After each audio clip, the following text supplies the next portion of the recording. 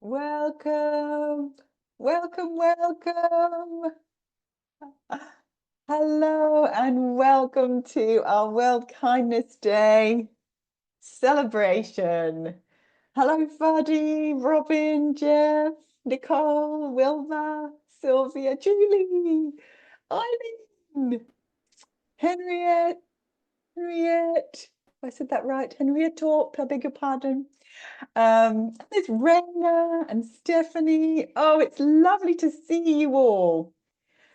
Welcome. As people are pouring in, I just want to offer you a big World Kindness hug.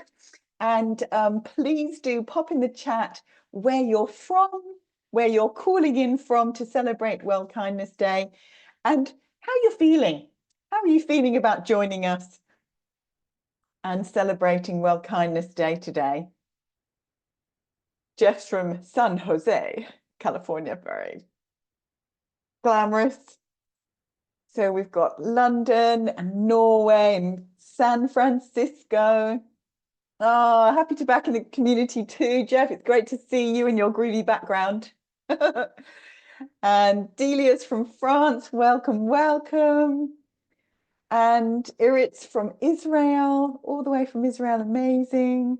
And Sandra in Vancouver, Tracy in Yorkshire. Look at all these wonderful countries, wonderful people from around the world coming together to celebrate World Kindness Day. I'm so excited you are here. Masiko from Uganda, welcome. Eileen's from Canada, super to see you. Absolutely thrilled to see you. Henrietta from Denmark. Oh, wonderful. It's really fantastic to have you here. We're so excited. We've been preparing this for a long time and we've got such an amazing event for you. So popping in the chat now, if you would be happy to, what's your internal weather like today? So you can use the metaphor. You can say it's a bit cloudy today, Catherine, or actually there's rainbows everywhere. What's your internal weather like?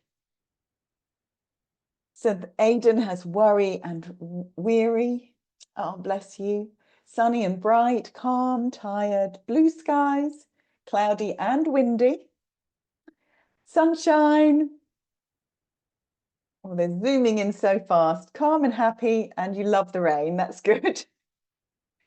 There's some stressed, tired people coming in, some confusion, some clouds, some hopefulness. That's lovely. And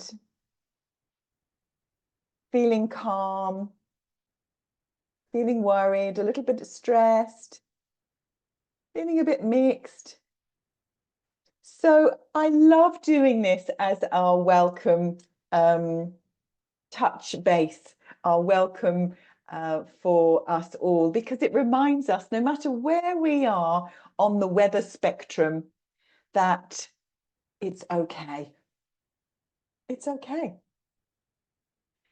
It really is okay. You are welcome just as you are.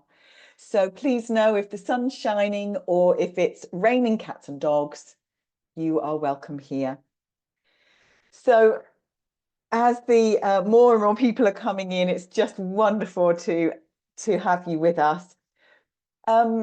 I thought I'd just give you a brief outline of the session, because one of the most important things, this is why we love that the cameras are on. It's so lovely to see your faces, but you have permission to turn them off. That's fine too. But the reason we like to do it this way is to have this wonderful connection. It's to have this deeper celebration. We're having a kindness party today, and it's very important for you to understand that today is your day. So whilst we have two extraordinary, incredible speakers, some wonderful, extraordinary teachers of kindness coming to join us today, this is actually about your experience of kindness and your reflection. So we will be inviting you to share your experience of what our wonderful guests will be sharing. and we'll have space. We've created space, so we're not going to rush. We'll have time for questions. We'll have time for reflection. We'll have time for interaction that we can pop on the chat and share what the insights were after our lovely guests have shared. So I'm absolutely delighted to, of course, welcome both Professor Robin Banerjee and Sharon Salzberg to our World Kindness Day event. They'll be joining us in a little moment, but before we go into that, just to explain, we will have a soft landing, a little meditation, just to help us all arrive. We're all in different parts of the planet, so some of you may be just getting up, and some of you may be climbing into bed soon. So we'll be at different parts of the day, and your energy may be different. So let's have a little soft landing together to help us arrive for our celebration. So if you'd like to join me, please do feel free to close your eyes or have a downward facing gaze. And we'll just start with a little moment to pause, to sigh, and to arrive.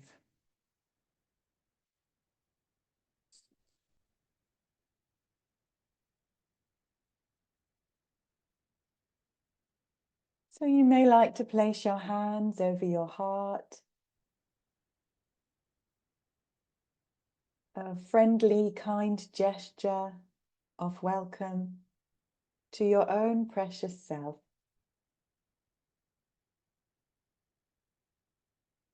Let's spend a moment tuning in to kindness.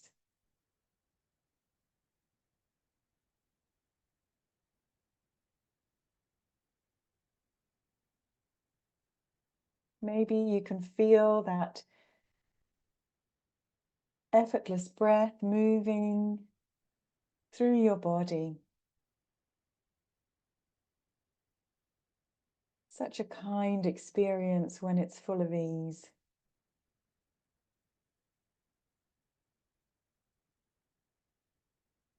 Maybe feeling that gentle pressure, hand on heart.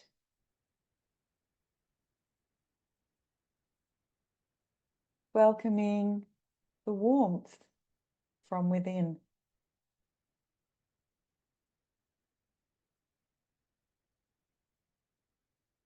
And if you need to, you can enjoy some deeper breaths to really help you arrive. Letting go of any challenges, maybe any rushing or busyness that has happened before this moment.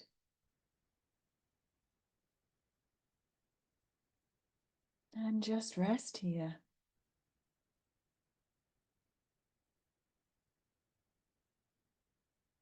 Tuning your inner dial to kindness now. What does kindness really feel like for you?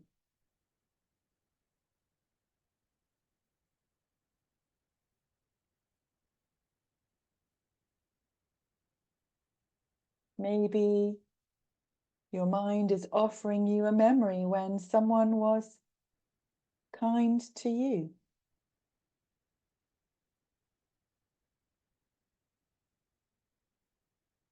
Notice how that made you feel.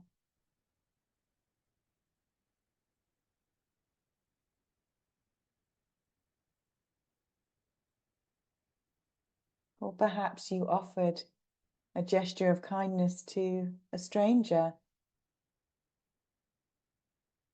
or a loved one, and notice, what did that feel like? Giving yourself permission to soak in kindness.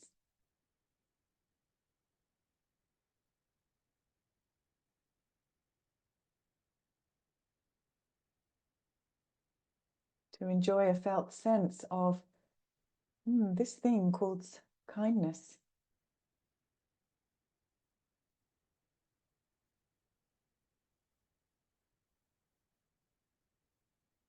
And as you fill yourself up, and when you are feeling fully resourced,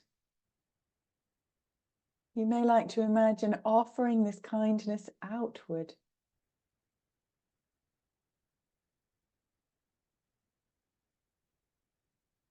To those you love, family, friends, to those in your community. And of course, our World Kindness Day celebration friends all around the world.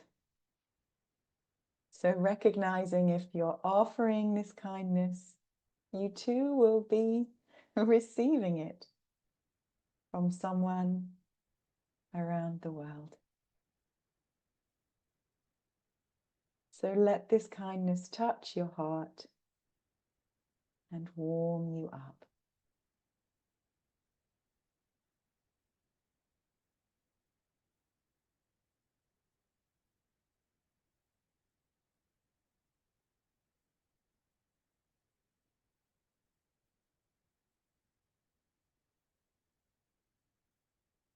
And so when you're ready,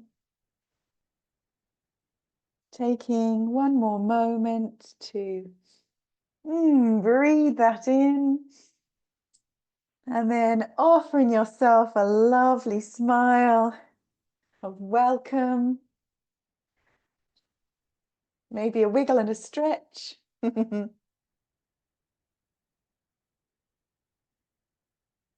And noticing how you're feeling now. Just that little moment, there's lots of love pouring in. You're welcome to put one word in the chat. How are you feeling now? Just a brief moment of kindness, of opening the door to kindness, feeling softer, blessed, love, relaxed, relieved, lighter, or grounded, grateful, much better, warmer heart, warm, more relaxed, open, connected, wonderful. Beautiful. Thank you so much for joining me. It's nice just to help ourselves arrive. I don't know about you, but I have a lot of excitement fluttering in my body for this wonderful event. So I'm going to hand over to Rachel. The lovely Rachel from the Global Compassion Coalition has this brilliant bit of technology for us. Now, all you need to do is answer this question. What does kindness mean to you? And you simply bring your camera to the QR code and it will come up as if by magic and you can type in your answers. And if that's too tricky, you're of course welcome to put it in the chat. We thought it would just be fun to have a little word cloud. What does kindness mean to you?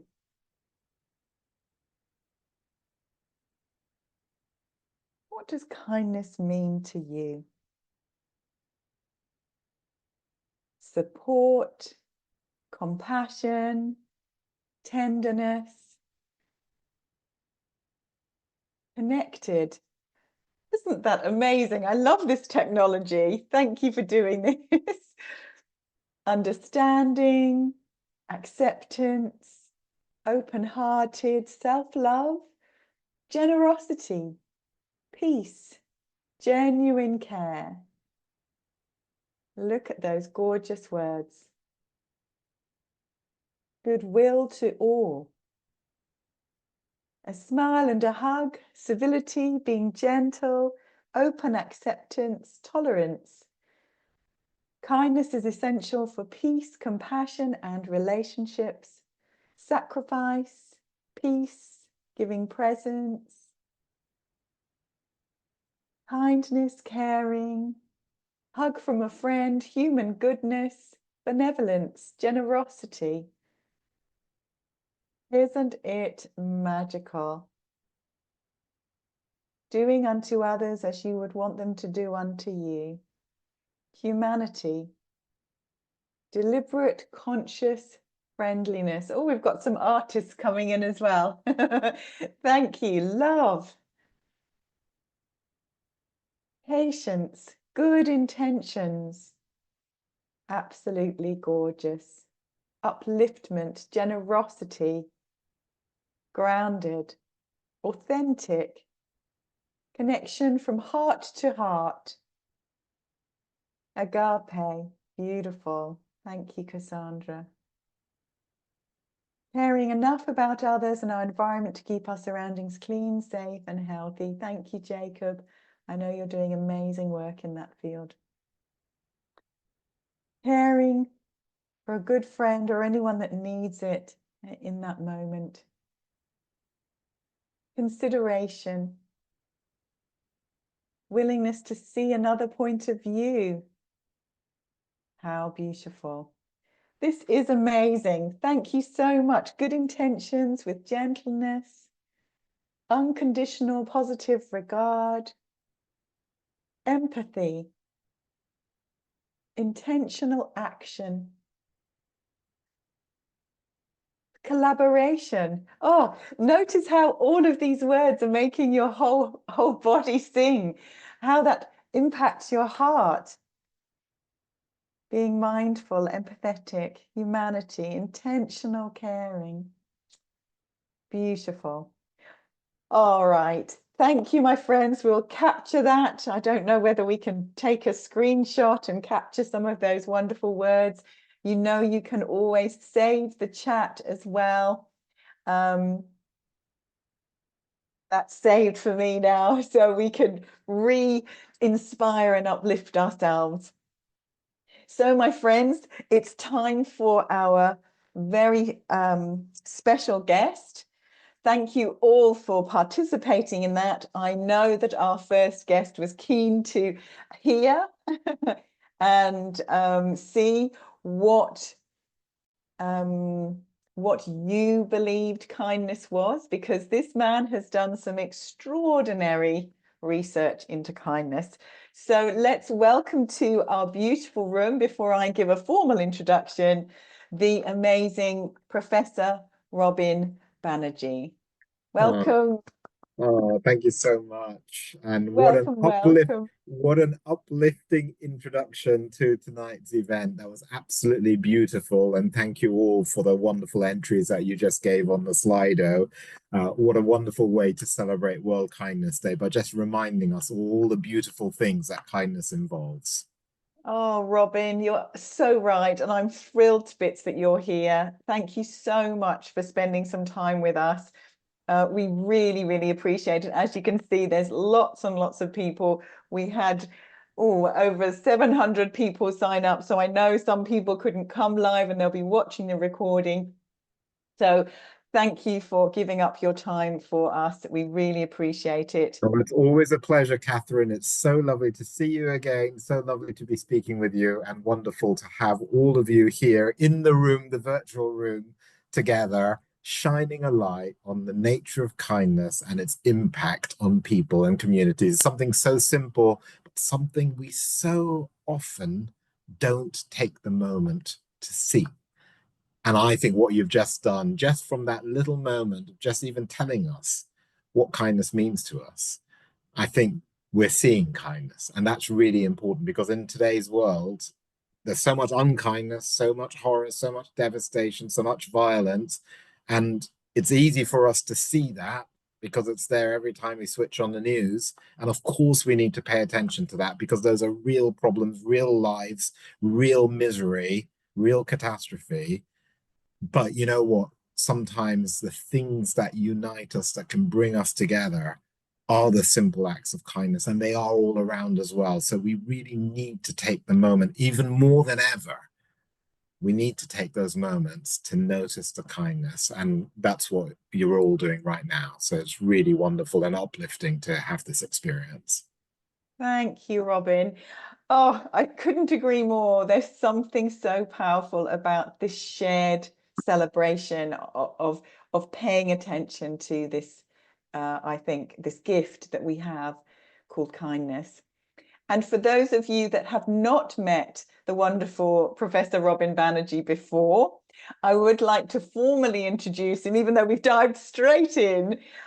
Just so you know, we have an eminent professor in the room, and this is our living room. So this will be the last formal bit, I promise, and then we'll dive into some fireside chat.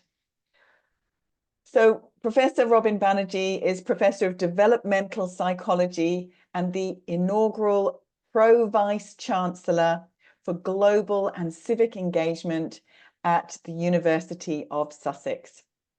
Formerly head of School of Psychology, his research focuses on the social and emotional development of young people. And he works closely with practitioners and policymakers in the areas of education and mental health. You can see why I adore him.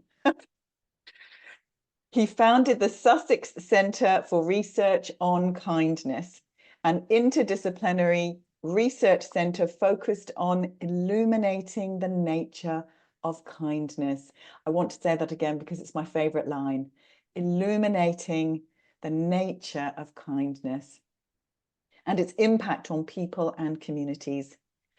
So Professor Banerjee led, this is why he's such a celebrity, led the world's largest ever public science project, this research on kindness, the kindness test, in partnership with the BBC. You may be familiar with this. He might talk to us a little bit more about it. So as you can hear, we have a very knowledgeable human being. He's not just talking some fluffy stuff here. He's done his homework, and I cannot wait to hear a little bit more about what you've been discovering recently about kindness, Robin. So over to you, my friend. Let's start with something simple. You've seen what the audience has shared about what kindness means to them. What does kindness mean to you? Kindness for me is all about connecting with each other. And to a certain extent, it's about connecting with ourselves. And I think what we did just now on the Slido was to connect with each other and to connect with ourselves. There's an intrapersonal dimension to it, which is about within ourselves. But there's also a really fundamental interpersonal dimension, which is about connection with other people, between people, as well as within a person as well. And I think there's something really profound about that sense of connection. And that's the theme I want to bring out. Kindness for me is like a glue that connects us. And sometimes we need to do it with ourselves because actually, in the busyness of everyday life, we don't often take the time that we need to just check in with ourselves. And I think what we were all doing just now is partly about checking in with ourselves and giving ourselves a bit of breathing space. So kindness to me is all about connecting people. It's connecting people with ourselves and connecting people with other people. And of course, you know, when you look at the research in this area, people define it in a very, very straightforward way, which I totally accept. Kindness, an act of kindness is an act of it's an act that's intended to benefit other people, right? That's a very straightforward definition. But I want you to really grasp that idea of intention, that purposefulness about it. And I'm not talking about big acts necessarily. These aren't necessarily huge acts of self-sacrifice and incredible noble gestures. I mean, you do get some of those as well, which are absolutely incredible. But the intention can sometimes be really, really tiny. It can just be about that moment of connection, which might be as simple as bringing someone a cup of tea or even just a smile, right? But it is a moment of connection. And that's what I want to bring out. And, you know, Catherine, you mentioned the BBC Kindness Test, that big project that we did. That's what came through most strongly when we asked people about their experience of kindness. They talked about joy, they talked about positive mood, they talked about pride, but the thing that was rated most highly was feeling connected. That's what kindness does. I love that. I love that it's the glue. I mean, isn't that just a lovely visual, a lovely metaphor, bringing us humans together? Absolutely. And it's not just about being on the receiving end of it, right? This isn't just about saying, oh, I feel good when someone's being kind to me. We know that kindness is associated with positive experiences of well-being, emotional boosts, not just when you're receiving kindness, but when you're actually the giver of kindness. And I found that actually one of the early studies that I ran was with children and young people. And it was young people themselves, teenagers, 12, 13, 14 years old, right? They were telling that being kind is associated with well-being. It's like there's a kind of a well-being boost from being kind. And I want to go one stage further than that. In the BBC kindness test, we had data from over 60,000 people. One of the things we noticed was that that word, noticing, seeing kindness was associated with well-being as well. So being kind, receiving kindness, and even just seeing kindness, all three of those things were independently associated with higher levels of well-being. And I think that's really fascinating because noticing kindness isn't necessarily about having to spend a lot of money. It's not necessarily even about having to spend a lot of time. It's just about clocking it, noticing what's going on around you. That kind gesture on the tube, someone Absolutely. getting off their seat in the bus, helping Absolutely. someone that's struggling with their shopping. Absolutely. And you know what happens? I mean, each of those things that you've just described, Catherine, what they do is, I think, they take us into a very different place for that moment. And hopefully Mm, it just builds and builds.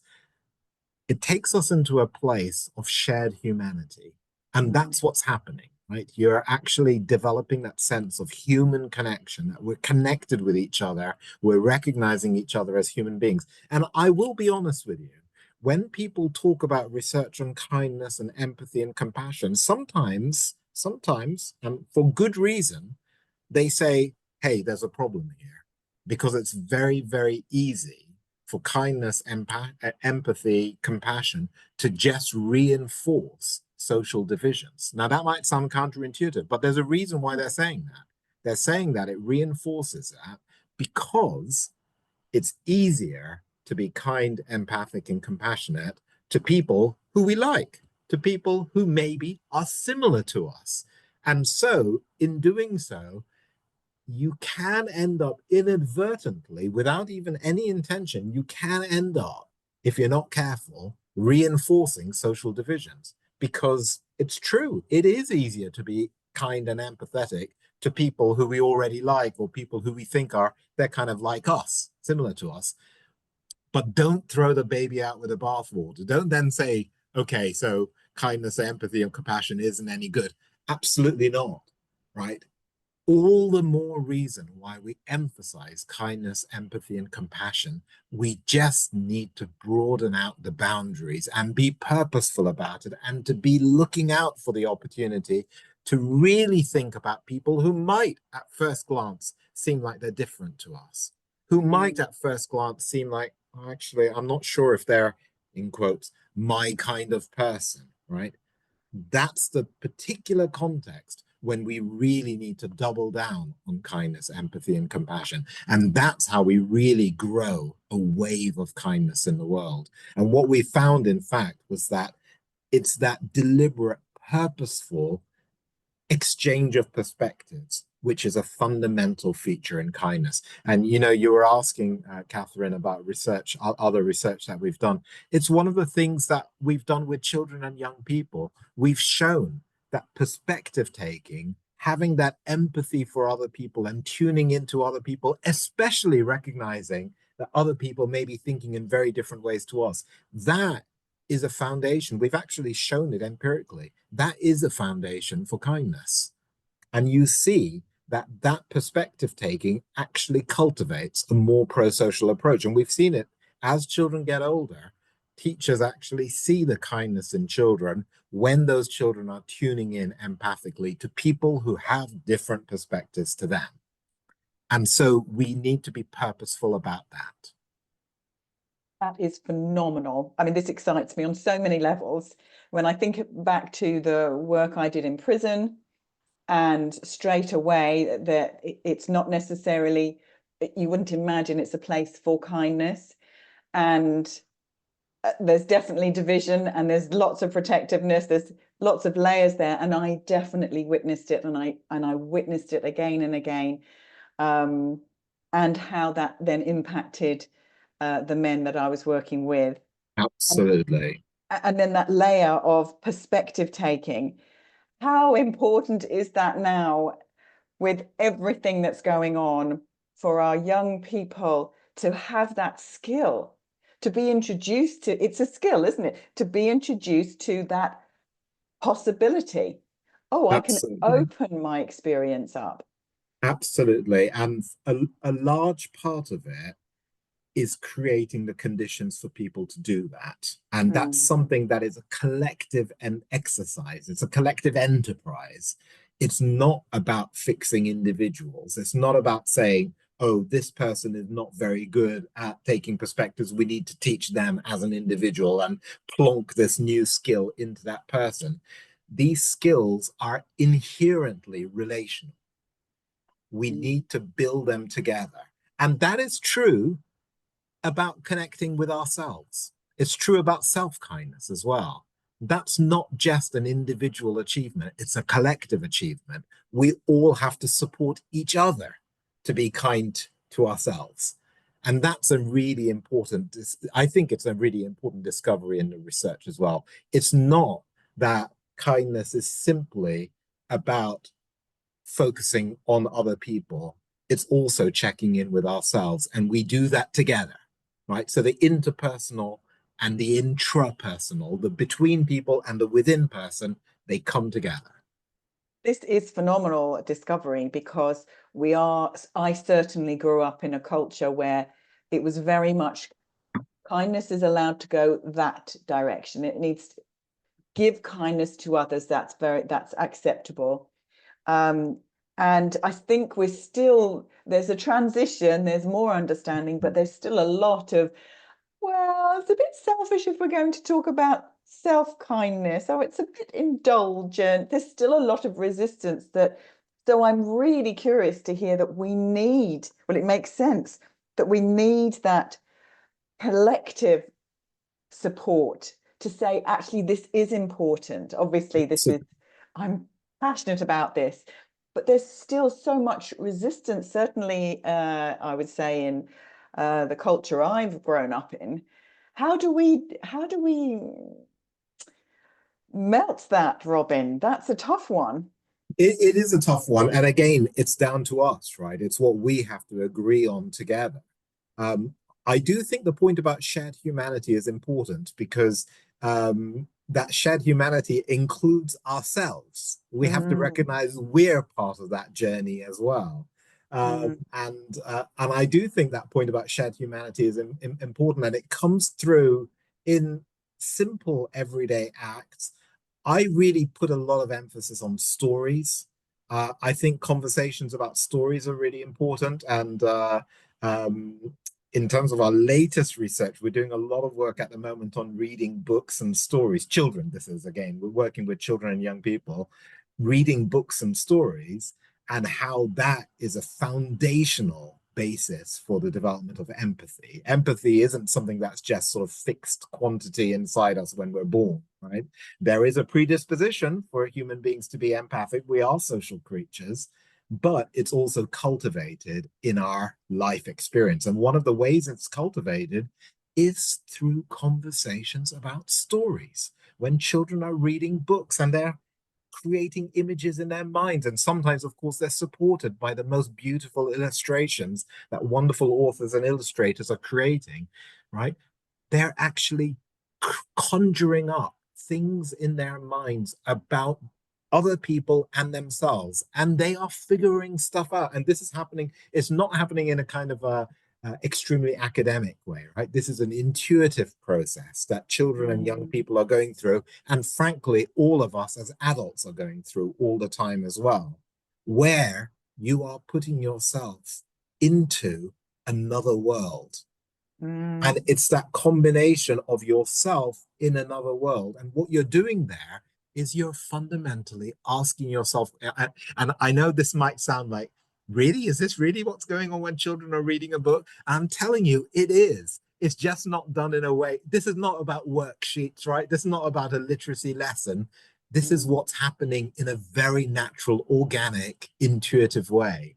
When children are reading books, there is this incredible, powerful force which is developing about children entering into an exploration of who they are and who other people are and what this world is like. And they're figuring that out and they're coming up with new possibilities. And that idea of newness, I think, is really important. It's not just about their own life experience and their own story. It's about other, it goes back to what I was saying about perspective taking. It's about other people's stories. It's about encountering situations where you're really struggling to make sense of why a character did this, right? That's really, Yes. really important. You're you're testing yourself, not in a negative way. You're testing yourself about humanity. And that's what builds that sense of shared humanity. Yes, we're all different from each other. Yes, we all have unique stories, and my story is different from your story, but we're both human. And it's that discovery which I think is at the found at the in a very foundational way is at the base of human trust, right? And it's Mm. that it goes back to that sense of connection again. And we've done a lot of work around that sense of trust, and trust and kindness go together as well, right? It's that basic idea that we can have a sense of trust in each other. And that's what's happening. The examples you gave, helping someone with their shopping, bringing someone a cup of tea, smiling at someone, holding the door for someone, right? What it's doing in those tiny little moments, it's building trust in people. And I think that's at the heart of kindness. Oh, Robin, it's just phenomenal. It comes back to that really fundamental, basic understanding. I'm thinking of a simple children's meditation, the me too. Yeah, Oh, me too, yeah, just like me. yeah, And absolutely. and to have that, oh, so we're from different parts of the world. This person, the story is based somewhere I've never been, and yet, just like That's me. it. That's it. And I think that's the basis for compassion. That's where we get it from, right? That basically seeing the human being. And I've done work in lots of different contexts. I've done recently, we've just finished a project working in courtrooms. It's been absolutely fascinating, working with senior barristers and judges. We've done work in business settings. We've done work in international aid. We've done work in education, the work that I do with children, right? And there's something really fundamental about seeing the human being. And you might be listening to me thinking, what do you mean seeing human being? Of course we're doing that. But you know what? So often in everyday life, especially in workplace contexts, we really don't. We don't see the human. We don't see each other. Mm, And this is what we have to create space for. And it's not necessarily about some big new act that we have to do. It's not some massive change in the system. It's just about giving ourselves the permission to see the human being. And that's true when we direct that glance inside us, right? It's about mm. seeing the human being inside us, and it's about the seeing the human being with the people around us as well. And the whole human being. That's the whole point, I think. Yes, and I think there's something there about uh, when we take our barriers down, we let go of the projections and expectations of what we think that person is like because they look a particular way, Yeah, or they may. I'm going back to my men in prison. They may have a history, and you go, oh, and there's this all of these layers that our culture, impose upon us. And exactly. yet, if we I certainly experienced it. We would drop all of the story, drop into our hearts, and then there was that common humanity, that shared understanding that actually everyone in this room is struggling. We'll have different stories. 100%. We have different stories, but there's a connection between us Yes. because we're human beings. And I'm fascinated about the trust element because I think that is, I think, one of our biggest issues in our global consciousness right now, that Absolutely. we don't even know if we can trust what we're seeing on the news. Oh, Supposedly, reputable news journalists. Is this really true? And that state of distrust is going to impact our interpersonal relationships and absolutely. And it's a all of real it. worry, isn't it? Which means all the more reason to actually be having conversations with each other. I think that's really fundamental because it is going to be really difficult in the age of AI and social media. And we know there's a huge amount of misinformation, disinformation, whole range of things going on whereby people feel actually, what can I trust? Well, a key element is going to be to give ourselves the opportunity to connect with the people around us and to have those conversations. If everything is being mediated by things that we're being sort of effectively being fed, Yes, it's going to be really hard. And to be honest, it actually can create the problem that I was talking about earlier. It can really reinforce existing divisions because we're in our divisions, echo chambers and we're going to be fed the things that, we're instinctively algorithm. looking for, right, through the algorithms. And we've got to give ourselves a space to have the connections with people like we're doing right now. Having these Mm, conversations is mm, absolutely fundamental. And I think when we do that, I think it creates an opportunity for change in the world. It creates an opportunity to see things being different, right? And then because you're with other people, you can also start to find the solutions together. Because it's like, it goes back to what I was saying before. The difficulties do not simply reside inside individual people's heads. Okay. It's not about fixing each individual. Don't, I often say this in my work. You described it before, Catherine. I do a lot of work at the intersection of education and mental health. And so often, the way in which it's treated is incredibly individualistic. Our yes, approach is very much like, okay, which kids have got problems? What are we going to do to intervene with those kids? How do we actually fix the child, right?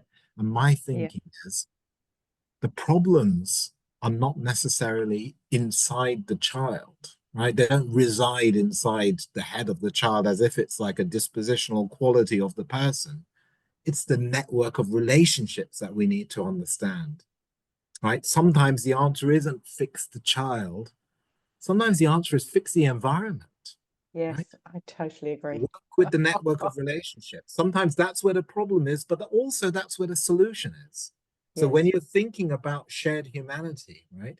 When you're thinking about those moments of kindness that are connecting us with each other, when you're thinking about conversations like what we're having, that's going to be the place where we find the solutions to the problems. Yes, there are horrific things which are unfolding in the world, but we actually have to come together to find solutions, and we have to be purposeful about taking up different perspectives, actually deliberate about trying to work through different perspectives that people may have. And it's there that we're going to find the solutions. I love that so much because we want to celebrate. We want to be able to embrace and celebrate everyone's difference, everything. Um, 100%. 100%. Today in World Kindness Day, I began the day, I did some media in the morning, and one of the journalists was asking me on the radio, what is the kind of key message for today that you'd want to give to the listeners? And I said, you know what? When people are feeling like stressed about having to do lots of things, I almost like, I don't want to give people like another task. You've got to do this as well and find some time to do this act of kindness. I said, let's start with something simple, okay? That doesn't require any new action, any new thing that you have to fit into a very, very busy day. Let's start with that point that I made before. Notice the kindness around you, Mm, celebrate it, share it, grow it, right? That's the ripple effect of kindness, right? Notice it inside yourself, notice it in the people that are immediately around you. Even when there's an awful lot of unkindness in your life, you will be able to find little moments of kindness. It might just be a smile from someone that you're passing. It might just be someone holding a door, and you might just think, oh, that's just someone being polite or someone being nice. But you know what? It's a moment that is building trust in shared humanity. And that's yeah. profound. Even if it's a tiny, tiny, tiny moment, it's a profound piece of shared humanity. So notice it, celebrate it, and grow it. Oh, Robin, thank you so, so much. I could listen to you all day, as you know. Thank you. I did promise the audience a question, and I know there's been lots pouring in and lots of wonderful interaction. Let me Oh, just see if I can find um, any question for you that's come in now. There's lots of interesting responding around yes. this.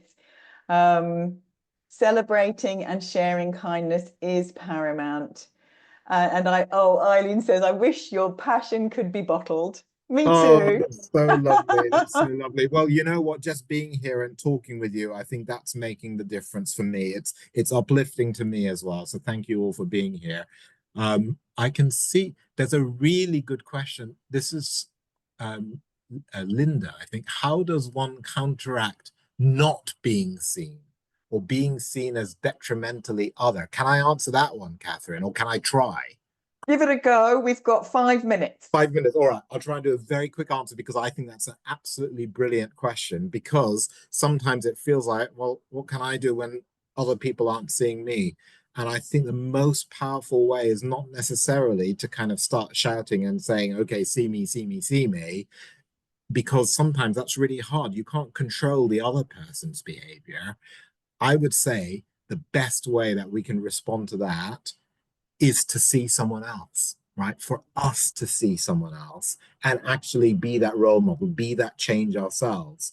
And yeah, it's really hard because it might feel like, hang on a second, well, I'm kind of not being treated very well. So, what am I supposed to do about that? Well, the single best thing is going to be to actually demonstrate that kindness to other people as well, because that will grow. There'll be a ripple effect. And this is not me making this up, okay? There is research which shows that, pay it forward. That does actually happen. Yes. There is a ripple effect of kindness. It does take you into a new direction.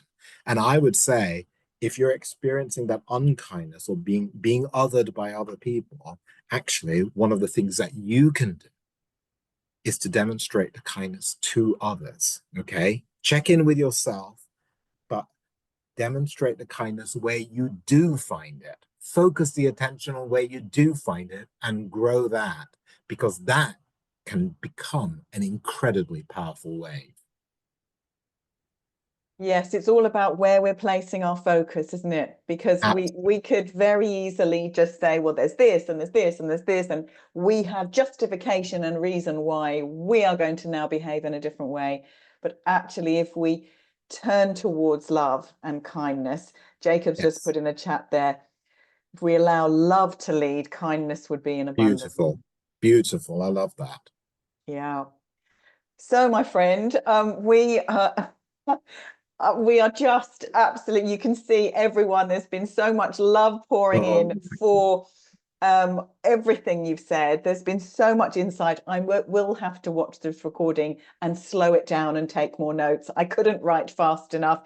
As always, Robin, you are so full of incredible wisdom and heart. It's not just the head here. That's what I love about you. You are translating something that's fundamentally been researched and the science in it, but turning it back into our lived experience so that we can truly embody what you're discovering and how we do that. And I think that's what's really powerful about your work. It's lived real life, embracing our fully messy humanness, yeah. and focusing on the kindness, the joy, the connection that everything you've shared brings when Oh, we that's pay beautiful. Thank you. attention That I've never heard my research described in such a lovely way. Thank you, Catherine. It is what I'm trying to do, but honestly, it doesn't happen because of me. It happens because of everyone around me. It's because of you. I mean, I feel like you've unlocked something just in today's conversation, this evening's conversation, and all the comments coming through. Absolutely beautiful. So thank you so much, everyone. And yeah, keep spreading that joy of kindness. Keep shining that light, everyone. Thank you so Oh, much. thank you so much, Thank Robin. you. We've got a Lovely. little competition all about you now. Oh my So, goodness. Kind Mind Academy are giving away kindness bands. We've got a little Oh, prize of a kindness band and the new Boost or Crush game from the Booster Way. I love And that. here's the question. Don't give anyone any hints, Robin. The question is this. All you need to do, lovely audience, and thank you so much for all of your participation. The engagement's been incredible. Here's the question. If you'd like to win this little prize, which university is the Kindness Research Centre based in that Robin does his work? Is it, we've got an A, B, or C to make it easier. Is it A, the University of Surrey, B, the University of Sussex, or C, the University of Southampton?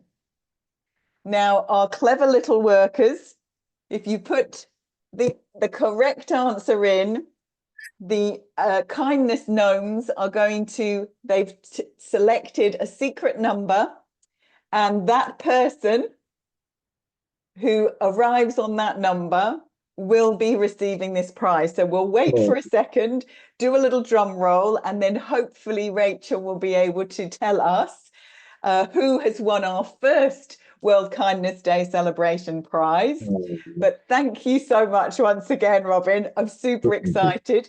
We've got thank you, lots of Catherine. correct answers, so they've been listening, Robin. Thank you so much. Thank you, everyone. It's been an absolute joy to see you all.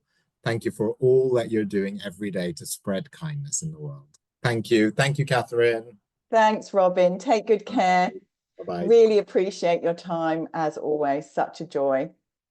Such a joy. So, my friends, well done, everyone. Lots of correct answers. I'm just noticing my plug has not worked. So I'm just trying to stay calm that my power is going. So I might need some assistance with my plugs. I'm at a friend's house, so please bear with me. Rachel, have we got a winner? Yes, we do. It is Grace. Well done, Grace, Grace. Grace, congratulations, Grace. Give it up for Grace. Woohoo. I will send these in the post to you. You will be able to play the Boost or Crush game. It's a fantastic intergenerational game, bringing awareness to the whole family about what's going on inside. So massive congratulations, Grace. And I thought for the last 5 minutes before the wonderful Sharon Salzberg joins us, she's coming at the top of the hour, I thought it would be really lovely just to have a reflection moment.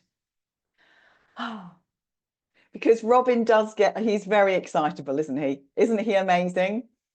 Let's just have a little reflection in the chat. What's your biggest takeaway for yourself? What insight will you take away from what he shared tonight? I've got so many notes. Look, I'm scribbling away there. So what are your key insights? There's gratitude pouring in. Thank you. Pleasure, Grace. Please communicate with Rachel to make sure that we've got your contact details so I can send it off to you.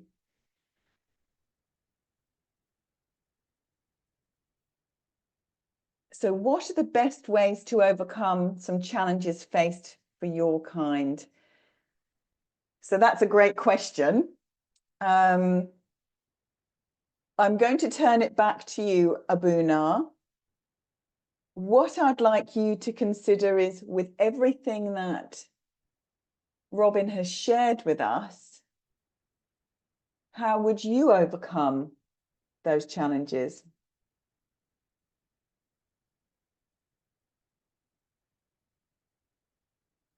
So there's an interesting balance here. Abuna's talking about sacrifice and how do we balance that?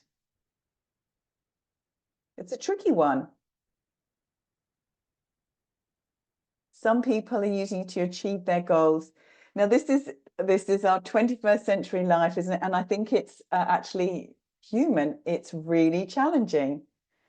So what will you take away, Abuna? What will you take away from what Robin has shared with us? It's all about connection. So maybe the invitation, Abuna, is to consider, who are you connecting with? How can you uplift yourself? Remember, Robin said it needs to come from you. How can you then fill your own heart up with kindness so that you are resourced to share it? So that then perhaps that kindness flow comes more easily. So Sylvia, the name of the game is Boost or Crush. Boost or Crush. Super fun. I'll tell you more about it a bit later. I know everyone is very excited about Sharon Salzberg coming. She's going to be here in 3 minutes. I know they were just checking mics and things. But to answer your question, Anita, yes, we've got all the details. We've got everybody's links. So if, Rachel, you could pop in the chat, Robin's Kindness Centre, some of those links. We'll put them all at the end as well. You'll be able to connect with his Kindness Centre at the University of Sussex. So Charlene's saying kindness to oneself, that's your takeaway. You're going to really focus on that. Very good. Seeing kindness also boosts well-being. I know when I first learned that, Julie, it blew my mind. It's like just noticing kindness.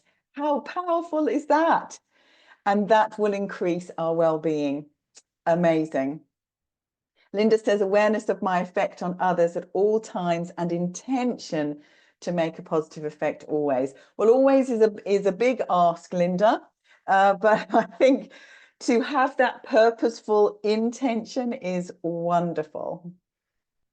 All right, drawing attention to kindness is powerful. Absolutely, Kate. So there's so many wonderful answers. Please forgive me for not reading them all out. I know everyone will be able to see them in the chat. Noticing, so important. Celebrating to grow kindness, connection. The need for connection is key for inner peace and kindness to grow inwardly and outwardly. I couldn't agree more. And this is why I do these events. This is why I'm so grateful to Rachel and the GCC team for opening the doors to these live events, because I feel more and more we're hearing this need for connection all the time. And now we've understood the science from Robin, we understand why. All right. Oh, I'm going to take a breath. I am going to try and work out what's happened to my power, because otherwise I might not be here for the rest of this call, which is a bit concerning. Maybe Liz can come and help me. This doesn't seem to be working. So I'm just going to sort that out. We've got 1 minute before we open the doors to lovely Sharon Salzberg. So just as I'm sorting that out, you might like to pop in the chat what action you will take to be kinder to yourself. Bear with me for 1 moment. There we go. Modern technology. There was a tiny button I hadn't pressed. All right, without further ado, I know everyone is very, very excited with our next very special guest. I am so delighted to welcome to our living room, our World Kindness Day celebration, the wonderful Sharon Salzberg.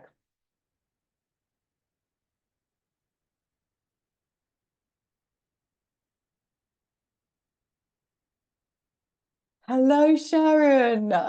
Hello. Did you have a power outage or something that I Um, missed? well, I'm not in my home, so I'm in a friend's house. I put the plug into a socket and assumed it was working, but there was another tiny button, and I saw my battery getting lower, so I was Ah, having a dear. panic. I'm so thrilled you're here. Thank you for taking the time, especially with, I know you'll have so much on. I can't wait to introduce your book in a moment, but I'll do the formal introduction and then we'll dive in with our chat in our kindness living room. Sure. So just in case you do not know all about Sharon, Sharon Salzberg is a meditation pioneer, world-renowned teacher, and New York Times best-selling author. She is among the first to bring mindfulness and loving kindness meditation to mainstream American culture. And please just take that in. It's just phenomenal. So this is over 50 years ago, inspiring generations of meditation teachers and wellness influencers around the globe. Sharon is a co-founder of the Insight Meditation Society in Barre, Massachusetts, and the author of not one, not two, but 14 books, including the New York Times bestseller, Real Happiness, now in its second edition, and her seminal work, Loving Kindness. Now, one of the biggest reasons I reached out to Sharon is, of course, because she is just about to launch her first children's book, Kind Carl, a little crocodile with big feelings, co-authored by Jason Gruhl. This is set for release in early December, so in a few weeks' time. And this will be through Shambhala Publications. So we'll be talking all about Kind Carl in a moment. But first, let me remind you also that Sharon has a podcast. If you've not listened to it, it is phenomenal. The Metta Hour. It's amassed over 8 million downloads and features interviews with thought leaders from mindfulness, the mindfulness movement, and beyond. Sharon, it is such an honor to meet you. Welcome. Well, thank you. And thank you for the invitation as well. Well, we have so much to talk about, and trying to decide which questions to ask you was tough. But I think what would be sensible is, just in case, many people in our global community will, of course, know about your groundbreaking work on loving kindness, but some may be hearing about loving kindness for the first time. So before we talk about Kind Carl, can we create a little foundation for everybody? Could you share a little bit about what loving kindness is, what it really means, and why it's such a powerful practice for human well-being? Sure. So in my own personal story, I went to India as part of a university program. That I left the States in 1970. I began meditating in January of 1971, so a good long time ago. And the first retreat that I did was led by S.N. Goenka of Burma, and it was really a mindfulness retreat, especially mindfulness of the body, the breath in the body. But right at the end, almost as a ceremonial way of saying goodbye, he did this other thing, which is called loving kindness meditation. It's very connected to mindfulness, but stylistically, it's its own methodology. And he did it, as I said, almost as a ceremonial way of saying goodbye. And I was so intrigued. I thought, what was that one? But I didn't really get to have formal, guided, structured instruction in it until years later in 1985. I went to Burma for 3 months and did a kind of immersive retreat. So loving kindness, that's the word metta that my podcast was named after, but with two T's, METTA. is really a way of, I sometimes describe it as moving out of a certain rut of attention, so that if, for example, at the end of the day, you have the habit of evaluating yourself, like, how did I do today? And if you have the habit of pretty well only remembering the mistakes you made and the ways you probably disappointed somebody else, things like that, to practice loving kindness is not to pretend you're perfect, but to also kind of open the channel of wishing yourself well, instead of going through the list of your faults one more time.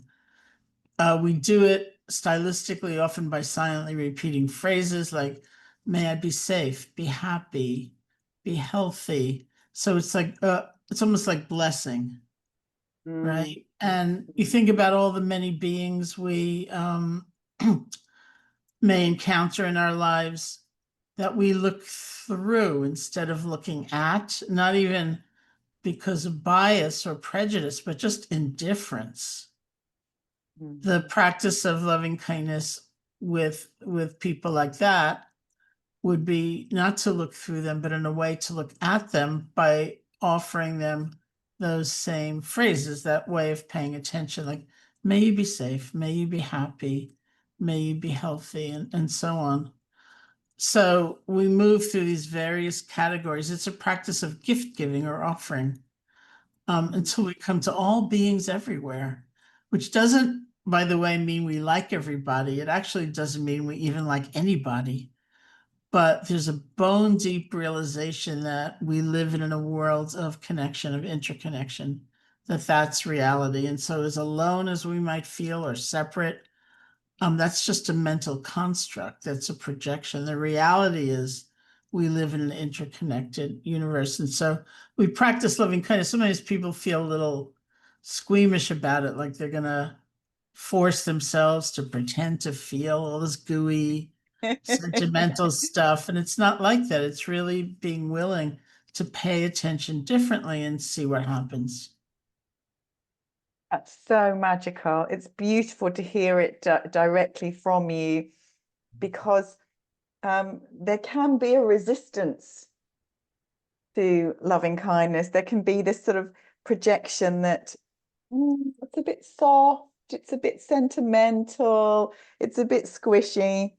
Could you share what you've learned about the true strength of loving kindness? What it actually truly gives us with practice? Well, first of all, I'd say that the model that I was taught and that I teach is really that anything we do, anything we say, anything we hold back from doing or saying, because that's also a kind of action, has different component parts. One is the intention. It's the motivation behind our action. And that's something really only we can know. Other people may feel and actually be kind of sensitive to feel they can sort of suss out someone's intention, but actually only we can know. So if I were to pick up this, which is my phone, actually, it's in a case, and hand it to one of you, all anybody sees is my hand moving down, picking up an object and moving it forward. But why? What's in my heart that's guiding or sparking the action? Maybe I'm offering it to you because I like you and I want you to have it. Or maybe I see you have this better looking case than I have. And I think, well, hey, maybe I'll give you this and you'll give me that. Or maybe I don't like you. And I think this phone is going to go off like every 10 seconds and it's going to drive you crazy. But it's the same smile, right? It's the same gesture. It's just coming from a very different place. So we say that the deepening of qualities like loving kindness or compassion most powerfully affect that field of motivation. So it's not going to change necessarily what we do, it's going to change why we do it. And I say all that because people get very, very nervous about that as well. And I was just talking to somebody this morning who was very, very nervous about that. Like, if I were to cultivate loving kindness, I could only say yes. I'd have to lend them more money. I wouldn't take a stand with any clarity. I couldn't draw a boundary. But really, what we do, what we say, what we refrain from doing or saying is based on discernment, on wisdom, on mindfulness of context. But our heart space doesn't need to be governed by forces like hatred and fear and estrangement and so on. So that, I mean, that's such a big fear of people that we're going to get all squishy, not only internally, but in terms of behavior. And it's just not true. They say, and most of my meditation training was in the context of the Buddhist tradition. They say the Buddha taught loving kindness meditation, and he taught it as the antidote to fear. And that's the source. Well, that's one of the main sources of its power, is that energetically, it's actually the opposite of fear. We still might be strong and fierce and have a strong boundary, whatever we deem the moment to demand to the best of our insight. But we're not coming from a place of fear, which can be so chronic, right? That's one great source of strength. The other great source of strength I sort of alluded to earlier, it's that it is an interconnected universe. And that when we participate in that knowledge, that's power because it's the truth of things. Like my favorite thing going into an office or an organization to teach is to ask, how many other people need to be doing their job well for you to do your job well? Because we may feel like completely independent, but it's never quite that way. Or sometimes I ask that question, it doesn't really resonate with people. And I say, well, did you commute to work? Did you ever have a thought for the auto mechanic or the train engineer? And if you don't commute to work, you don't work outside the home, are you using technology in some way? What about that? That's the whole world. And sometimes that doesn't resonate with people. So then I say, did you eat today? And unless you grow all of your own food, there's lots of life involved in that, plate of beans ending up in front of you or something like that. Yes. Really, we live in an interconnected universe. That's how things are. And if we're totally divorced from that reality, it's a distortion. And so we suffer to get back in touch with that reality. Again, it's not sentimental or foolish. It is powerful because it's reflecting the truth of our lives. It's really beautiful and really helpful, especially around that energy of fear. Because we seem to be fed fear all the time now. We're just in threat all the time. If we're not showing up as in a particular way, doing something in a particular way, looking a particular way, achieving, and it's just layer upon layer upon layer of threat. Never mind, we're not even touching the fear mongering that's going on in any of our media. And to know that we have an antidote, that we can actually tend to ourselves and what that's doing to our bodies, our nervous system, that we're in that chronic state. And this is why I'm seamlessly then moving to Kind Carl, because I love Kind Carl the crocodile. I'm totally in love with this. Everyone, you're going to love hearing about Kind Carl because he's snappy. He's really got a bit of a temper. And what I love about this book is that I don't know how you've done it, but you've encapsulated in a crocodile all of our humanness, our messy confusion, the fears, everything, and the sadness that this gorgeous little crocodile with very big feelings. And there's such a wonderful way of a spacious allowance. Oh yes, this is him. And he's noticing that this has consequences when he's snappy all the time. It's really beautiful. So lovely Joel's got a picture for us so everyone can see. This is lovely little Kind Carl. Can you tell us all about him? Because I could talk about it now because I'm such a big fan of his. What inspired you to write this book, Sharon? Let's start there and then we'll unravel this wonderful story. Sure. Well, my first book was called Loving Kindness. It's about, it's almost a practice manual for that particular form of meditation. And it came out in 1995, published by Shambhala Publications. So they have recently started a line of children's books called Bala Kids. And they approached me and said, well, since they had published Loving Kindness, they said, would you like to write a children's book on loving kindness? And Jason has done several books for them. He's almost like an in-house author. And so they paired us up. I was very intrigued, and we came up with the idea of a crocodile named Carl, and watch his evolution from being very snappy, as you said, and also kind of sad, like he'd have thoughts like, I don't have any friends, which wasn't true, but it was like a mood overtaking him and things like that. And I showed a copy of the book to a friend who has a child who's about 10 years old, and I said, I don't want to insult him by implying that this is a book for him, full of pictures, but why don't you ask him how he thinks a younger child might relate to the book? And so she did, and he gave me a whole review, which was really sweet. And I asked him when the time comes, the book is coming out December 9th, if he'd post the review on Amazon. He said yes. But Brilliant. this is part of the book where Carl is sort of beset by these thoughts. I have no friends, and crocodiles can't be kind, and things like that.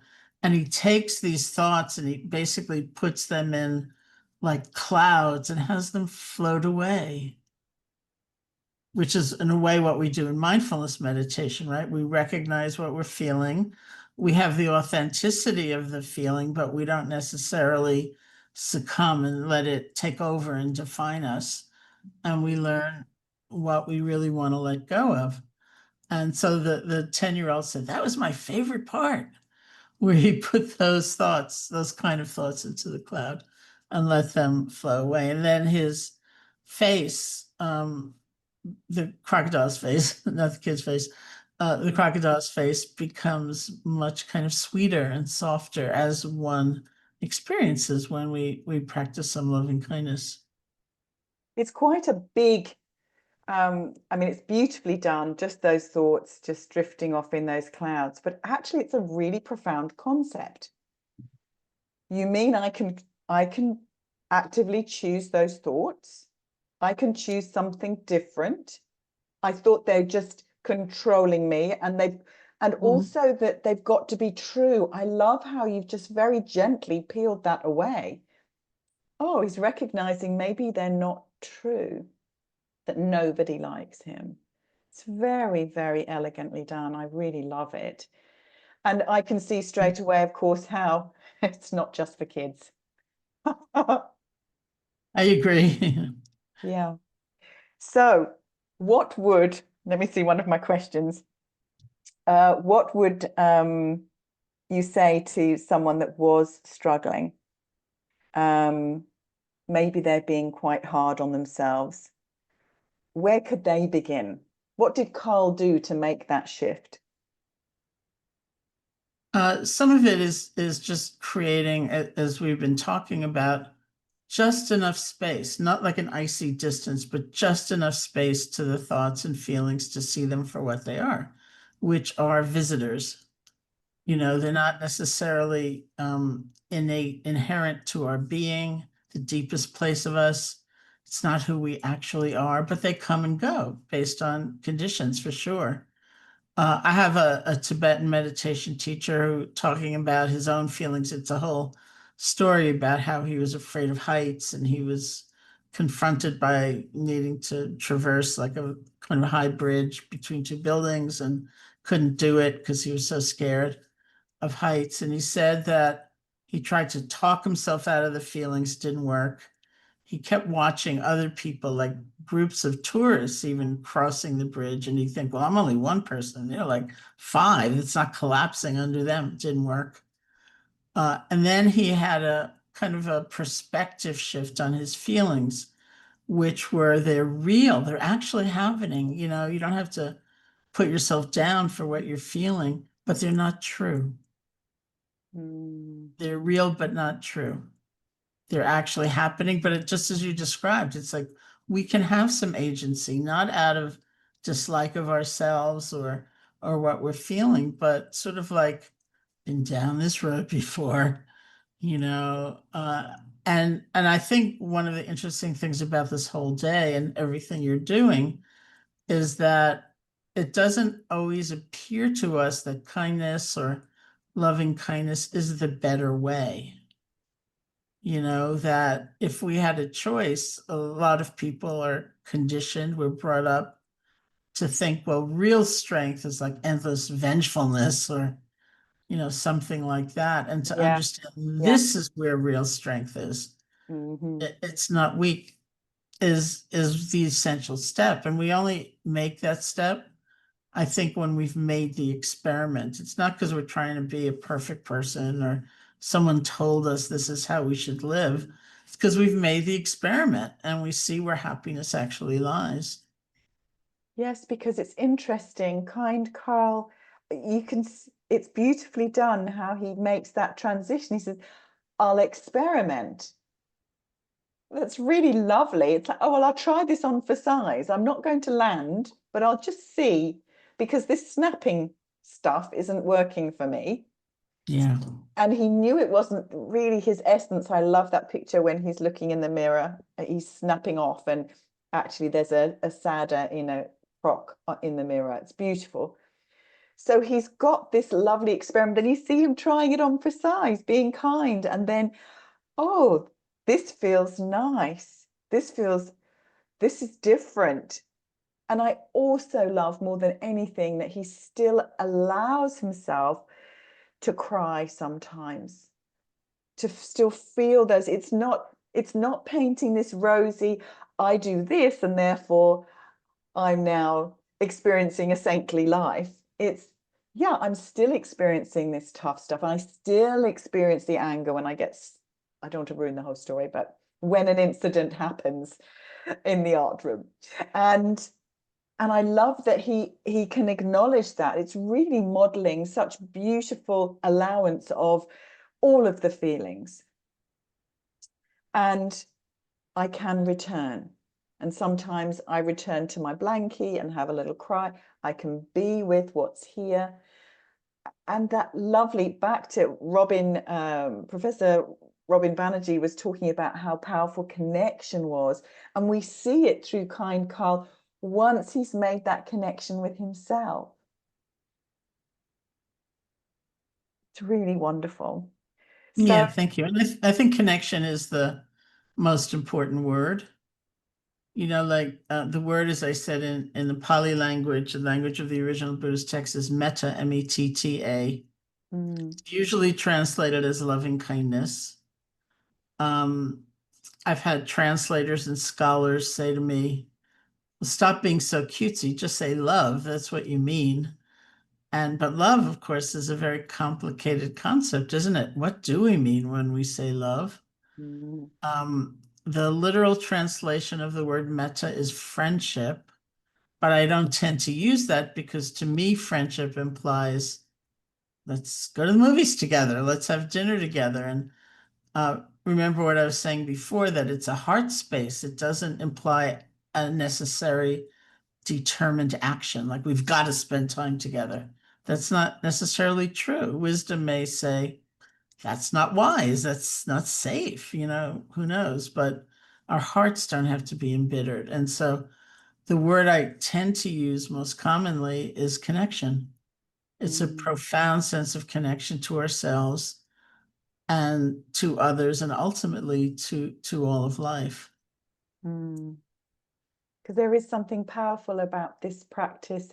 I'd never come across it until I watched Sylvia Boorstein, on YouTube, and I stumbled. And I was like, what is this? And this wonderful extension, starting with ourselves. I teach self-compassion, so that really sat well with me. But then, can I expand it outward? Can you say something about the invitation of, can I offer this to someone that I am struggling with, that's difficult to be around? How do we navigate that? Well, it's a very important question. Mm. And people ask often one form of it or another, like, why should I try to have loving kindness for someone who is trying to harm people like me, or, doesn't believe people like me should exist, or Mm. and I hear that question very often. I think it is the right question. I have two thoughts about it. One is it, first of all, demands a very personal and direct exploration of what do we mean by loving kindness? What do we mean by kindness? Because if it means acquiescence or submissiveness or only being outer directed, not taking in compassion for oneself as well, then why? My comment is usually, why get up earlier in the morning to practice that? You don't need to do that. So it's up to oneself to really examine, what do I mean by kindness? What do I mean by loving kindness? Is it something I want to pursue or not? And it doesn't have to mean, it never means actually, except through our misperception, giving in and, all that other side of things. And the other part is I go back to the Buddha saying he taught this as the antidote to fear. Because there's sometimes in my own life, there's a certain dynamic, a certain relationship. And I think, here, I'm supposed to be practicing loving kindness here too. And then I think, is this a dynamic where I would be ill-served by having less fear? And I've never come up with, it's a good idea to have more fear. In my very direct personal experience and my observation of so many people practicing loving kindness or kindness is that it does reduce fear. It is the antidote. And so then I remember, well, this could be a really good thing for me to be less afraid in this dynamic. And so then I moved to pursue it. Beautiful. Thank you. It's so helpful. I'm aware that the time is, I knew it would fly by, but I appreciate there are different questions in the chat. I'll just go for the shorter one. And Uli asks, how do you see the relationship of hope in times of hardship as compared to metta? Is it fostering longing versus fostering inner strength? I think that's a great question. And if I ever do write another book, I think it's going to be something about that. So it's very much on my mind. So it was great to see it in the chat. Again, it's very hard with words, especially words in English, because in Asian languages, Pali, Sanskrit, often there are 2 or 3 words describing the same state, and we've got one. So we really have to look for the nuance. Hope often, certainly in the Buddhist tradition, is really meaning attachment. It's like, I need things to work out this way or all is lost. And that's very tied in with fear. So they talk about hope, fear, hope, fear, hope, fear. But there's another kind of hope. They're not suggesting we should be hopeless in the way we use the word. There's another kind of hope. Sometimes we call it wise hope. I wrote a book called Faith. I called it Faith, not in a religious sense, but about just that, like wise hope. That's really, it's not knowing I know exactly how things are going to work out and they're going to be to my liking, but that I can have love and presence no matter what. So I will be okay, even if things are not okay. And there's a way of saying, and it's based on wisdom. Like sometimes we do something toward the good. the best we can in a moment. It's not earth-shattering, but it is our effort to do the good that's in front of us. And that's essential. Sometimes very often we don't get immediate gratification. Mm. We would love it if it kind of fully flowered. You gave somebody a book, for example, and they said, "That's the best book I've ever read in my life. I can't believe it," But sometimes they just kind of nod their head and they walk away. But what I've discovered is that when we do that, we are planting a seed. We don't know how or when exactly it will unfold, it will flower, but we have to do that. And so that's the power of making that effort. And it's not hope in a superficial sense, but it's a profound sense of the universe unfolding, that we have to plant the seed or nothing will happen. And sometimes I feel like I've been really blessed because maybe I did that exact thing. I gave someone a book and they sort of nodded distantly and walked away. And sometimes years later, they may come up to me and say, you gave me that book and it didn't really mean anything to me, but now I have all of these changes in my life and I picked up the book and it was perfect. So there you go. And someone is asking, I'm an obsessed chat reader, you can tell. Is loving I'm kindness impressed. a practice of generosity? Yes, that's exactly what it is. It's a practice of generosity of the spirit. And kind Carl does have that. You can see the shift in him. It's really lovely. Although he does clean his mum's teeth, which I thought was very, very sweet indeed. So I know that we need to draw this to a close, but I would like to, as this year's World Kindness Day theme is about being a catalyst for kindness, through the lens of loving kindness, through kind Carl, maybe even himself. What would you say to us, that all of us that have that desire, that intention? How do we take that first step to be that kindness catalyst? I think it's a lot of what I was just saying, that we do the good that's in front of us. Yeah.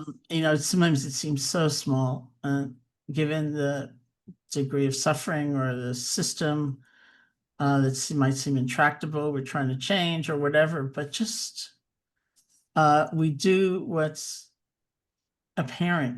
We thank somebody. We appreciate them. I was listening in on this conversation between a businessman and somebody, a psychologist, who was talking about kind of changing a culture of a business, and which is a hard task. And the businessman said, "Well, how do you do that?" And he said, "I appreciate people. I make a point, if a customer says, 'Oh, I had a great time with the front desk person, they really helped me,' I go to the front desk person and said, 'Hey, I got some feedback about you. You really help people.'" And I thought, it seems so small, but it's so important if you're really trying to have an impact. And that one appreciation comment at a time can change a whole culture in that sort of environment. Yeah, I agree. I would have loved a little bit more of it when I was a teacher. Yes. Well, Sharon, I know that you have many more people to share your wonderful message with. I just want to say a very big thank you on behalf of this beautiful World Kindness Day celebration group. There's lots of love pouring in for you and gratitude for everything you've done over the last 50 odd years now, and that you continue to do. And I personally, I'm a big lover of sowing this seed. That was going to be one of my questions. Sowing the seeds young so that we can really grow strong roots for our young people, so that they can live with a loving, kind lens in their life. So I'm so grateful that you've created something for children. I feel that's very, very important. Massive thanks. Very, very good wishes for Kind Carl. I know it's going to be a bestseller. And I look forward to seeing how Kind Carl gets on, and many blessings for all the work that you continue to do. Thank you so much. Thank you, and thank you all.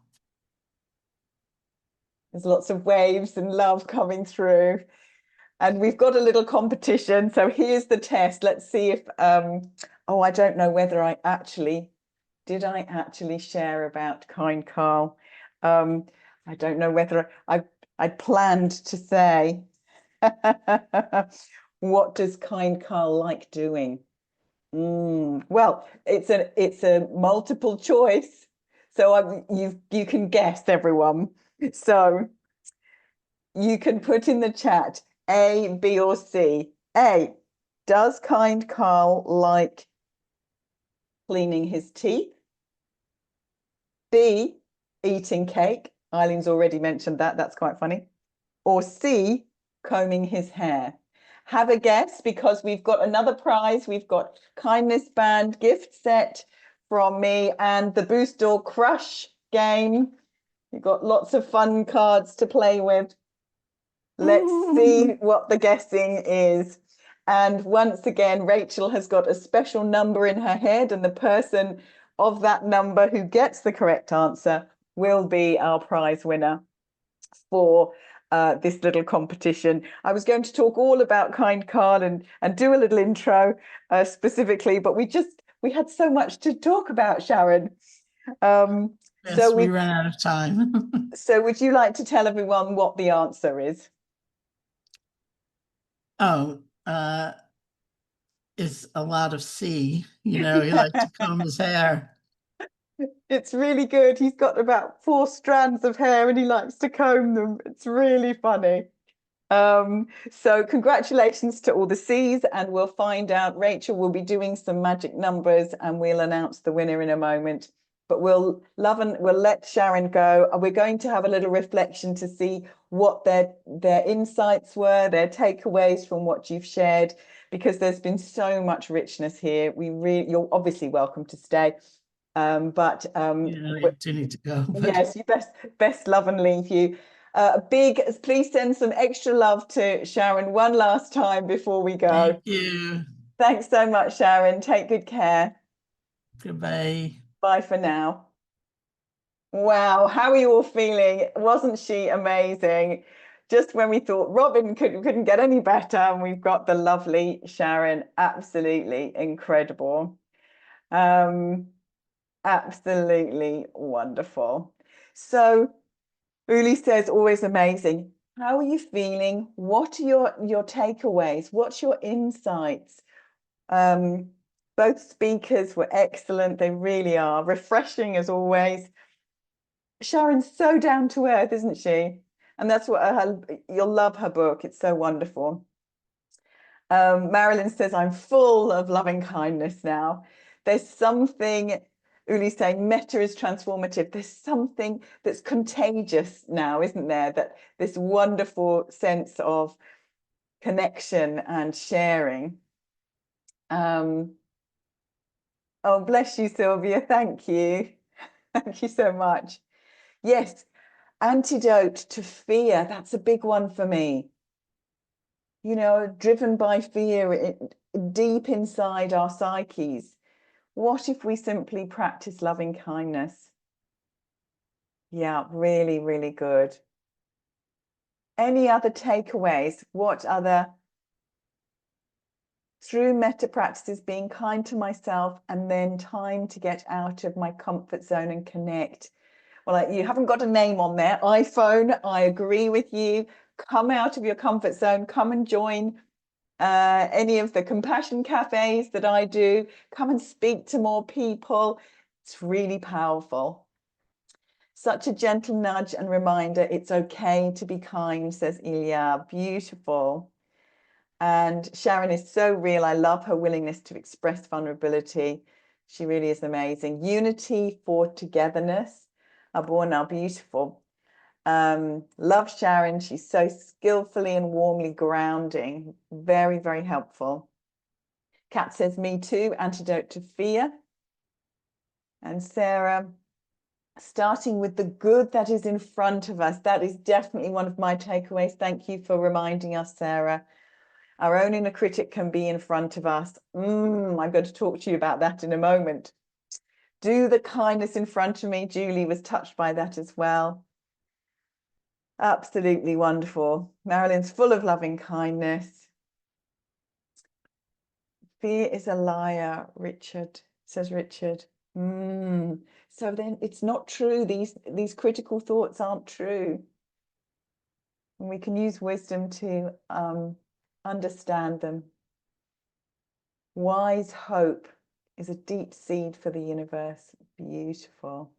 Loving kindness does not mean not having boundaries or saying yes to everything. Yes, it was very powerful when she talked about that, wasn't it? You know, you don't have to acquiesce. Actually, I can stand tall, and you know, there's a difference. Yeah, really good. Anita, in answer to your question, university, it's Sussex University, University of Sussex. That's where Robin hangs out, all right? Through meta practices, being kind to myself, and then time to get out of my comfort zone. Oh, these seem to be repeating. I've read that. Sorry, everyone. Oh, my pleasure, Charlene. Linda says, I realized that my lived experience is full of kind interactions and thoughtful people. I only feel fear and alarm when I look at news reports or social media. Beautiful. Oh, lovely Galia is here. So much kindness in one place. It is contagious. Thank you so much, Catherine, for your love and compassion. Well, bless you for being here, Galia. What a treat. Galia is calling in from Israel.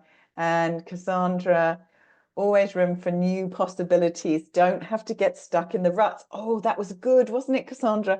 Those thought ruts that we go, I call them that broken record. We get stuck in them. Really good. I loved being reminded that emotions and moods are transitory. Yes, we can pop them on a cloud, off they go. And fierce compassion allows us to be loving while maintaining values and preserving justice. Wonderful. All right, well, let's have a pause for a moment. Let's take a lovely deep breath. And maybe honor yourself for staying and connecting and learning and opening to all these wonderful possibilities. We've got another opportunity. I think Rachel's got a really fantastic magic cloud thingy again. Can you tell I'm overcome by excitement. And also, Catherine, just to note that we have to announce our winner of the second competition, yes, who is Rainbow Lone Star. So well done, Rainbow Lone Star. Oh, Rainbow, fantastic, congratulations. Please make sure you send the details to Rachel. And this kindness, we have these wonderful, it's a little gift set, and these bracelets we created them to remind ourselves what's the kindest thing I can do for myself right now.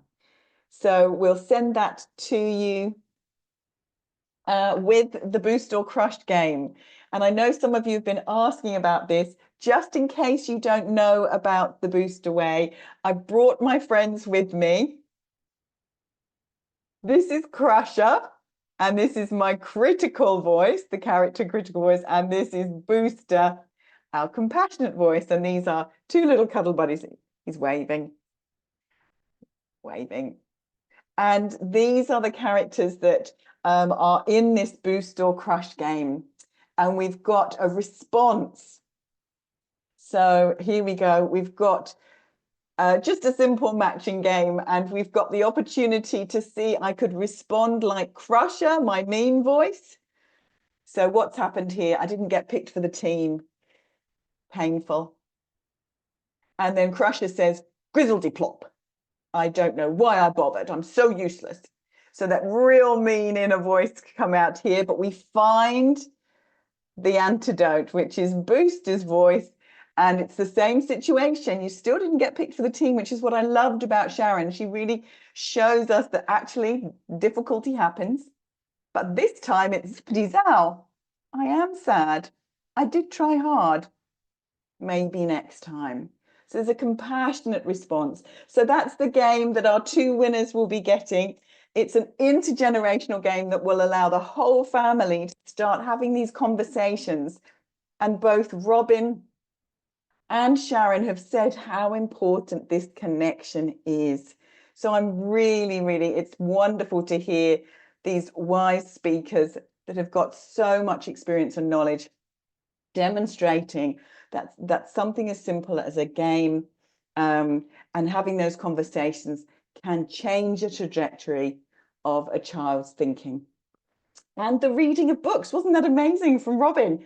Reading books and going into those new perspectives of different characters. So I'm hoping Boost or Crush will do the same. So let me just check the chat. I've got one more lovely celebration for you. I've got all these notes and I'm overcome with so much joy and excitement. Thank goodness Rachel's here to keep weighting me down back to with all my balloons of joy, and she's holding me to the earth. So what we're going to close with, and I really do thank you all so much for coming, for being part of this experience. It's been absolutely magical to prepare this for you and to share the importance of World Kindness Day, to share the importance of kindness for ourselves and for each other. But what I'd really like to do is close with a couple of songs. And I had the pleasure of meeting these extraordinary young people from what's known as a LEAP school in South Africa when I went to the Compassion Festival. And I also met the gentleman that created this educational outreach program. It started in 1990. His name is John Gilmore. And he had this vision to service under-resourced communities so that every child, irrespective of their background, would succeed if given access to quality education. And he's created these amazing schools. I think there's 7 now in very challenged areas, marginalized communities around South Africa. And this amazing group of children came and performed for us. And lovely Joel has lined up 2 songs back to back. I wanted you to get the different feel. The second one is my favorite, and this they did right at the end of a series of different songs, and I think it epitomizes what happens when resilience sings, and they're learning their worth and that they have a new awareness so they can be kind to themselves and that strength to go forward. So shall we close with those songs?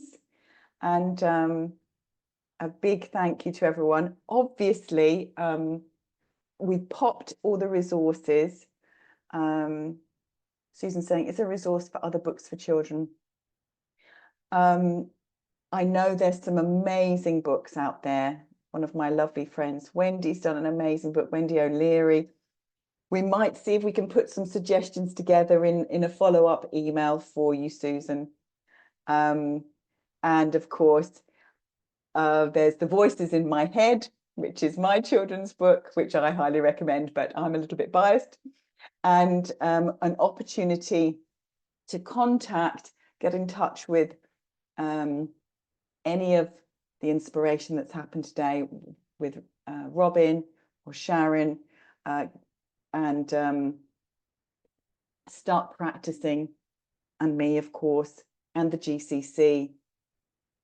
There's lots of opportunities to really start developing your self-compassion practice, your self-kindness practice, and be that spark.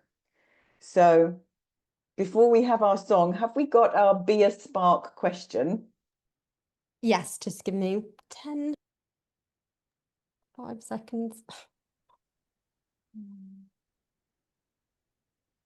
So Can this you is our see? Yeah. This is our final coming together. Amazing. The technology is so clever. So Rachel's got this special device again up. Just take a photo and connect. And the question is, what action will you take to be a catalyst for kindness going forward? And just to note, you can also just go to slido.com and type in that 3443112.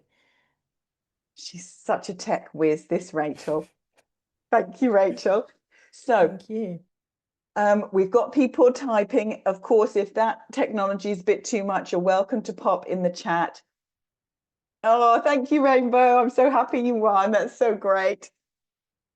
How are you going to be a catalyst for kindness, my friend? And remember, both Robin and Sharon said it doesn't have to be a big, dramatic thing.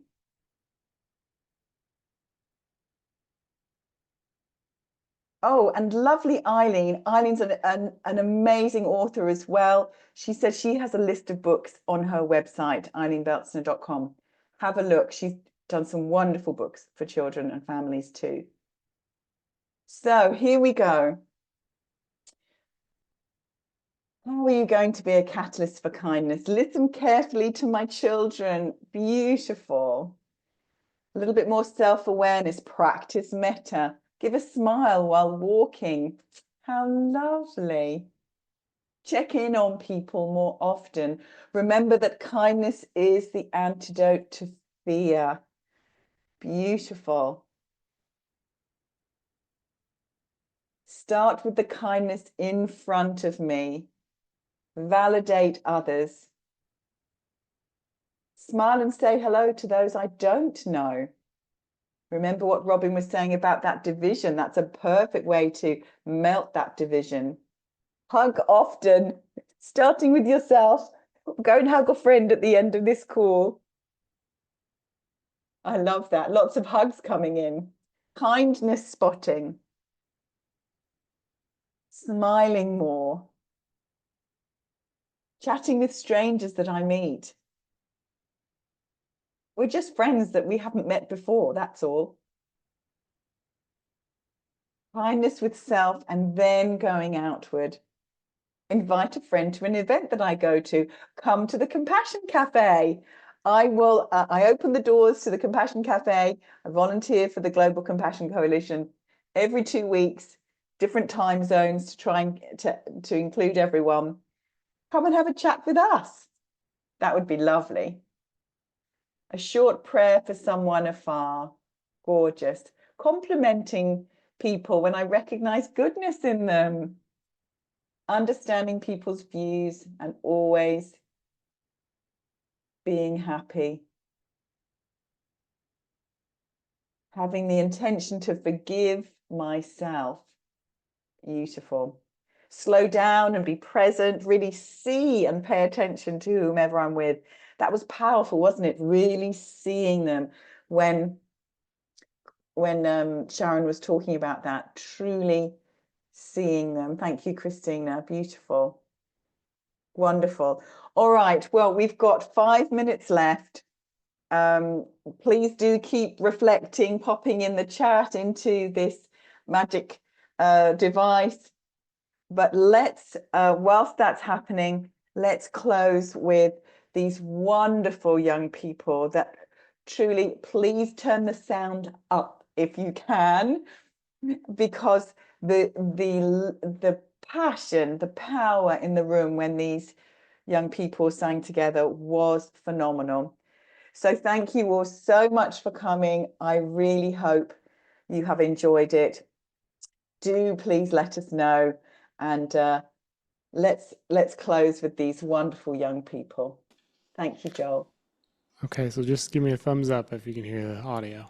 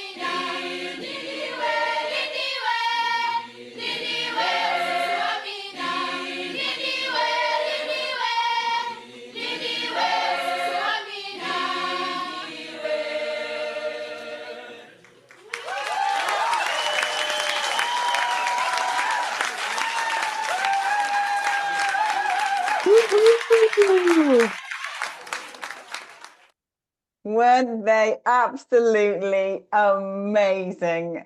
That is my favorite song at the end. I turn it up in the car and I listen to it loud. They're absolutely phenomenal. So, my friends, we come to the completion of our World Kindness Day 2025 celebration. We couldn't have done it without you. Thank you for your really wonderfully engaged participation. Thank you for your great questions, and I apologize we didn't get to all of them. Thank you for sharing your thoughts, your inspiration, and your love. I know together we can make a difference. Small acts of kindness, be that catalyst for kindness. It really will make a difference to our planet. So sending you much love. Please know that I'd love to see you at our Global Compassion Coalition Compassion Cafes. It's all free. It's this, but for 1 hour, and we come together and we connect and we explore compassion in a little bit more intimate way. But that connection, I'm reinforced with my belief that this makes such a difference. So take very good care of yourself. Until next time, go gently, my friends. Lots of love. Please feel free to unmute if that's possible. And yes, send kisses. Thanks, Wilma. Lots of love. Bye, Happy everyone. World Thank Kindness you. Day. Thank you, Catherine. Thanks so much. Take care, everyone. Thank you all. Thank you. Lots of love. Bye for now. Thank you. Bye all. Bye, Linda. Thanks, Vada. Bye for now. Thank you Bye. so much. Oh, it's Thank such a you. pleasure. Namaste.